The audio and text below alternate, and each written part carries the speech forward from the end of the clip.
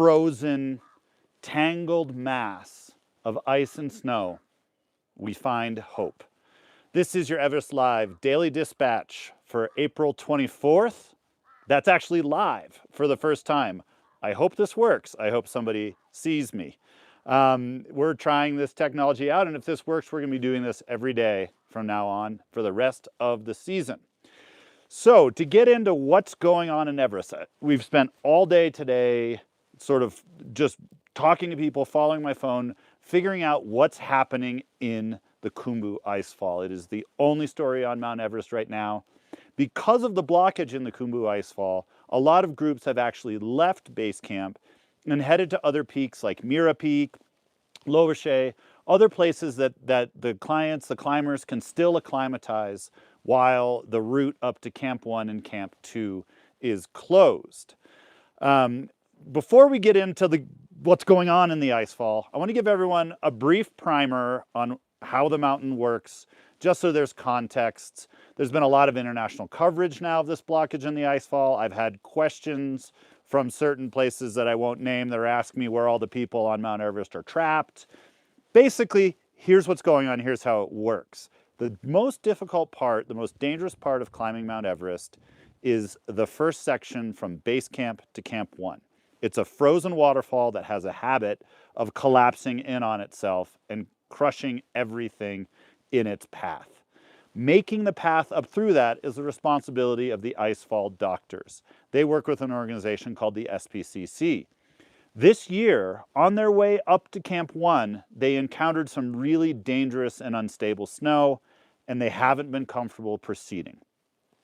Basically what that's done is it's kept everyone else from following up behind them, building the camps higher on the mountain, and fixing the ropes, making the pathway up to the summit. This is the time when most clients should be doing their first rotation, their first trip up on the mountain, so their bodies can get used to the extreme altitude. But again, because of this blockage, they can't. So basically that's where we've been for the past, I've even lost count, week, 10 days of kind of waiting and watching, seeing if this route will open, if this dangerous section of the Icefall will naturally collapse. And I'm happy to report that there's been some progress. So here's what's happened. Basically, the Icefall doctors were advocating that we wait for this thing to naturally collapse. And while that was happening, a lot of the expedition outfitters, the people who fix the ropes above Camp 2, they've said, well, listen, can we help with this? Is it a manpower issue? What are ways around it? You know, there was some suggestions, do we blow it up, right? Can the Army come in and do that? It's really complex, different things are happening, but basically the Expedition Operators Association have gotten together with the SPCC, and they've all decided that they're going to work on this problem together, and they're going to finish the route all the way up to Camp 1. While this happened, while this decision was being made, the Icefall doctors were monitoring it with drones. Mingma from Seven Summits took a helicopter flight up and looked at closely and filmed the Icefall. And it actually seems, no one can confirm this, but it's looking like potentially the Serac has also collapsed on its own. The spiritual people out there say this is because now most of the expeditions have done their pujas, they've worshipped the goddess of the mountain, and she's now allowing safe passage. What the solution is, I don't know, but what I do know for sure is that a mixed team of collaborators from the SPC, the Icefall doctors, and the expedition operators are heading up on the mountain tomorrow night to start fixing the route again, or at least exploring and seeing what's feasible and what's possible. And the 10-day additional delay everyone fears. Great news, everyone's excited. Game on again at Mount Everest.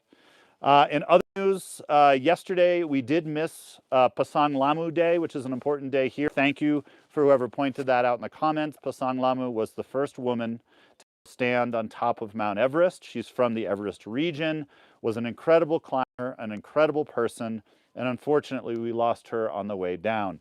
Tomorrow is the anniversary of the devastating April 15th earthquake, which killed scores of people in Everest Base Camp, but we'll go more into that tomorrow.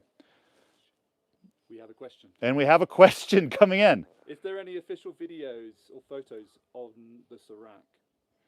Yes. There are videos and photos of the Serac that I was trying desperately. I spent most of my time today trying to get my greedy little hands on those photos. They were not being released publicly to the press. However, we have been given a copy of a very, very recent, like late this afternoon, helicopter flight over the icefall. So you will be able to look at and see what it looks like. To be totally honest with you, when you look at the icefall, it looks absolutely and completely impassable. There's like 700 seracs in there. So the one in question is very difficult to point out if it's there or not. But we will be sharing that when we put this out after we go live with images and that, all sorts of groovy stuff onto our regular social media channels. So thank you all for following along. I assume because there's a question that this actually worked. Super exciting. And this is me saying over and out from Namche Bazaar, and we're going to talk to you tomorrow from Dibache.